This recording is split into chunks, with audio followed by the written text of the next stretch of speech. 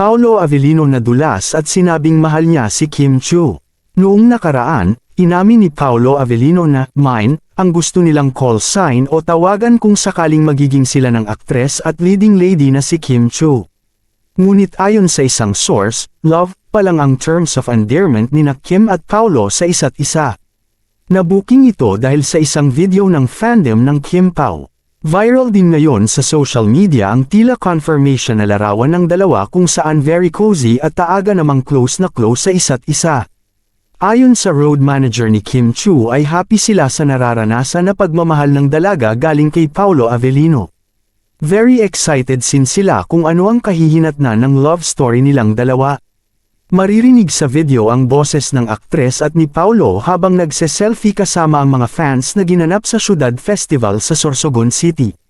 Sa video, maririnig na sinasabi ni Kim kay Paolo, "Kasama pala tayo, love." Sagot naman ni Paolo, "Hintayin mo lang."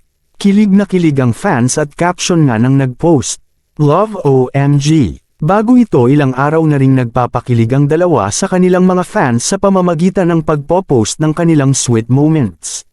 May larawan silang magka-holding hands at itong huling post ng aktor ay nagpakilig pa lalo sa mga fans.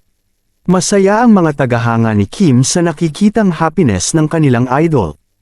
Wish nila na sana ay forever na ito.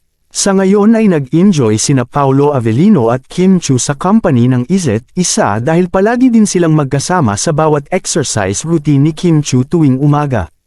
Tila nahawa nga si Paolo Avellino sa pagiging fit at disiplina ni Kim Chiu pagdating sa sports. Always naman nakasupport sa dalawa ang kanilang mga mahal sa buhay na botong-boto din kay Paolo Avellino. Bukas nga ay lilipad ang dalawa patungong UK at papasayahin ang ating mga kababayan doon. Isa na namang sweet eksena ang matutunghayan ng lahat sa kanilang pagsasama bukas. Anong masasabi ninyo sa balitang ito? Comment down below. Maraming salamat sa panunood.